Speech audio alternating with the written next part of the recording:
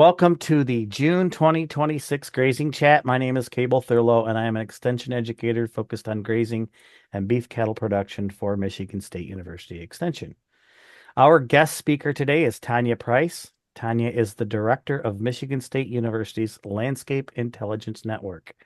She leads Lynn in strategic design, coordination, and implementation. Before stepping into the leadership position with Lynn, Tonya developed a robust foundation in consulting and law, advising organizations across industries on strategy, operations, and transformation. Tonya blends a big picture thinking with practical execution, making her a trusted partner to both senior leaders and operational teams. Tonya's work reflects a deep commitment to continuous learning, strategic foresight, and delivering measurable value. And Tonya, we are excited to have you here with us today. So thank you for taking time out of your busy schedule to talk to us about the Landscape Intelligence Network and carbon markets. Yeah, of course. I'm really excited to be here. So my presentation is focused on Lynn, and then I thought we'd have a more informal conversation about carbon markets, because I'm curious what the questions are. So that way I can really answer the questions you all have about what's going on there. The Landscape Intelligence Network at Michigan State University, we started as the Center for Regenerative Agriculture, and some of you may have heard Jason Roundtree discuss that at various times. Our focus at that time was really on regenerative ag exclusively, and driving adoption. And for us, regenerative ag is really a focus on soil health principles. So, what are the management practices that minimize disruption, keep the ground covered, keep living roots throughout the year, promote biodiversity? How can we like mix grazing into cropping and then adaptive grazing?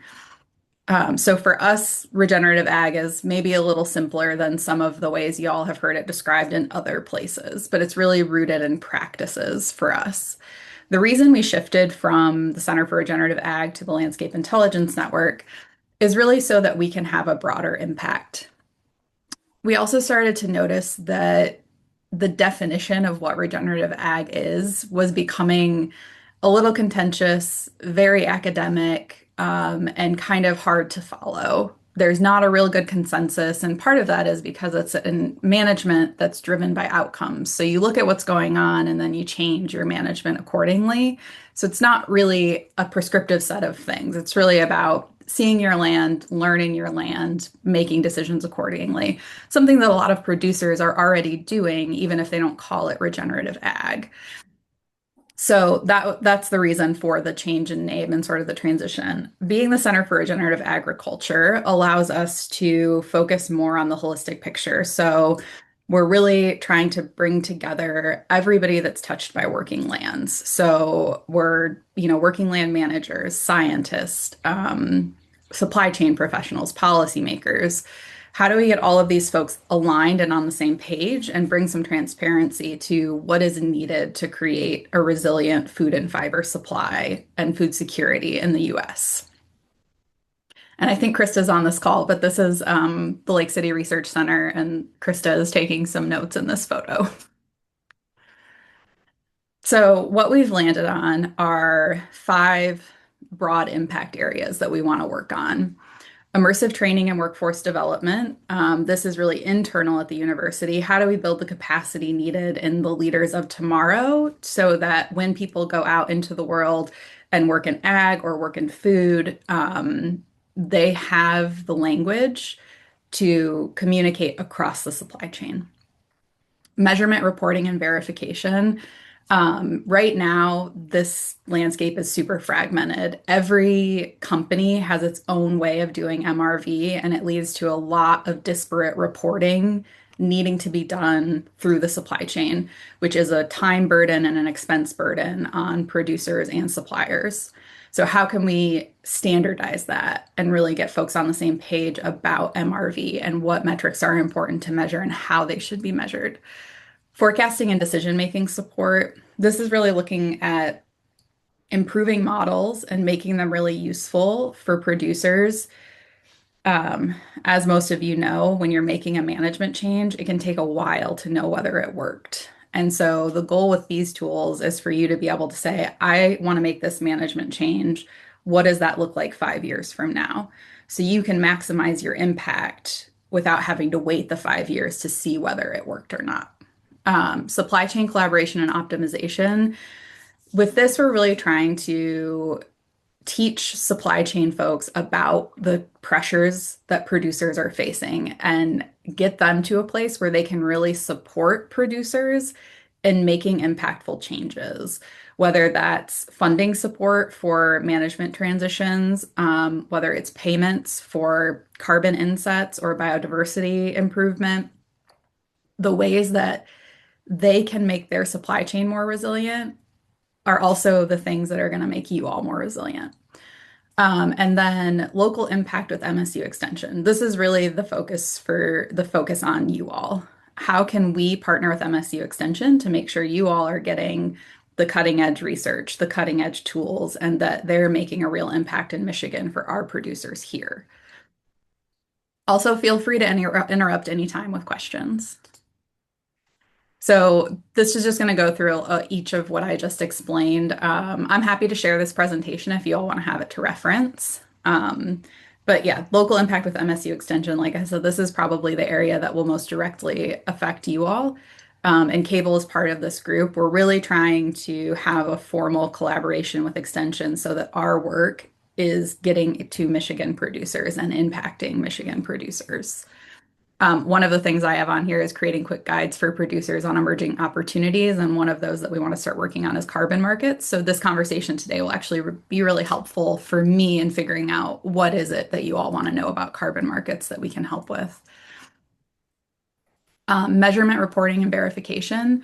We have one tool that we're currently working on right now, and it is for beef systems. It's called Ranch Assess Net Greenhouse Gas Emissions. Essentially, what this tool will do in its first iteration, which is where it's at now, is provide a net emission score for a ranch. And the reason why we think this is valuable is because a lot of suppliers are starting to want producers to be able to track and provide information about their emissions. So this is a scientifically rigorous platform that will help you all do that in a simple way with as few inputs as possible. And the thing that makes this unique is that there will be productivity taken into consideration. So instead of just what is coming out of the cow, it will also be, well, how much food are you producing? And that will help your emissions be more balanced. So it's an emission intensity score, not just an emission score. Forecasting and decision-making support. This is probably the most in development part of our work. Range eventually will provide some decision-making support. It will, over time, become a decision-making support tool in addition to a net emission tool. We're also working on some predictive risk tools for supply chain folks so that they can look at where their producers are and what are the practices that they can help support to improve, resilience, to improve the water quality and cycles, those kinds of things. And then a landscape health index, which I think I have a slide for. Yeah. So the landscape health index is really a current snapshot tool of what is the overall landscape health of a given area. Right now, we anticipate doing case studies at the township or county level to help us understand how to make better land use decisions. I know we all probably have strong feelings about data centers, and our hope is that this tool can help prevent data centers from going into really productive agricultural land. If we have to have them, let's put them on more degraded land that is already not like being used to its best potential. And the decisions can be for other things too, like distribution centers. If Target wants to put a new distribution center in Michigan, how does it decide where to do that and make sure that it's not doing it in really important agricultural land or in a really important like ecosystem watershed? So that's the purpose of this tool. And then supply chain collaboration in general, we're just trying to bring more transparency, especially in the beef supply chain. There's so many steps and there's so much hidden information that can be really challenging to make informed decisions. So a lot of decisions are made with a lot of uncertainty. And so the point of this collaboration is for us to help reduce uncertainty through the supply chain and bring more transparency from producer all the way to retailer. And then the immersive training and workforce development I touched on already. This is really like how do we prepare the next generation of kids who want to work in the agriculture sector to be able to speak across the different parts of it. So from producer all the way through to like a McDonald's. And that will include executive trainings for folks who are already in those positions. We already do student worker opportunities. So we have quite a few student workers that come through.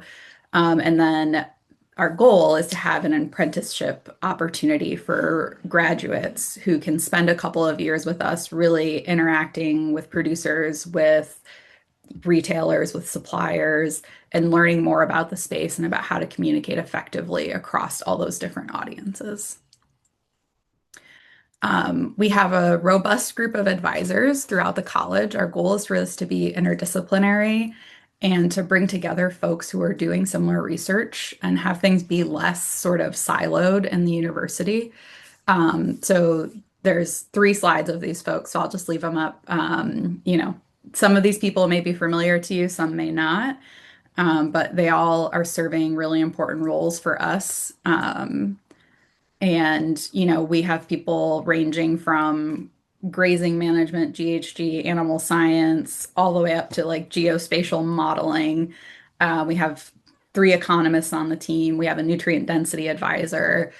We have a crop specialist. So we're really trying to cover all of our bases. We have some forestry folks.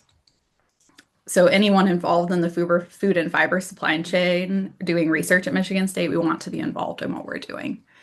And then we have a small operations team, which is me, and then Krista Derry and Ty Houston manage the Lake City. Ty manages the Lake City Research Center, and Krista's a research technician there. And our home base is Lake City Research Center. So they help make sure that the farm is in good shape, that we're testing out different innovative techniques there so we can teach you all, show you all how that's working. Um, that's it for my presentation. Before we go into carbon markets, are there any questions about the presentation or about Lynn? I know Emily had a comment or a question. Emily, go ahead and unmute and Yeah. ask that question. Oh, hi. Hi, Tonya. I just wondered when Lynn was founded, when it started. How old is it? So the Center for Regenerative Agriculture was founded in 2022, and we transitioned to Lynn earlier this year. So Lynn is very new, but this group of people working together, we've been working together on this for about 4 years. So who decides what your research questions are going to be? That's a great question. Like, So yeah. right now, they're primarily being driven by the 3M project, which I'm sure some of you know about. That is coming to an end. So part of the having a stronger partnership with Extension is making sure that our research questions are useful to the producers. So we're trying to have a better flow of information with folks like Cable and Christine Charles because they're the ones who are interacting with you all the most. So they know what you all need. So we are trying to work on having a better connection between what the producers are asking for, what the extension folks are learning, and what our research questions are. So in the US, we don't have a standardized regulated carbon market. So all the carbon markets that exist are private, sort of creating their own standards, trying to figure out how to make it happen in a small on a smaller scale, but also less standardized scale. So what has happened historically is we've had these private markets pop up, like the one in Chicago in 2006, 2007, somewhere around there. And so far, they have not had long-term success. So we have this new batch of markets now that is going to be going through their first verification phase. So we'll learn a lot in the next year about which of them are going to survive and which of them are not.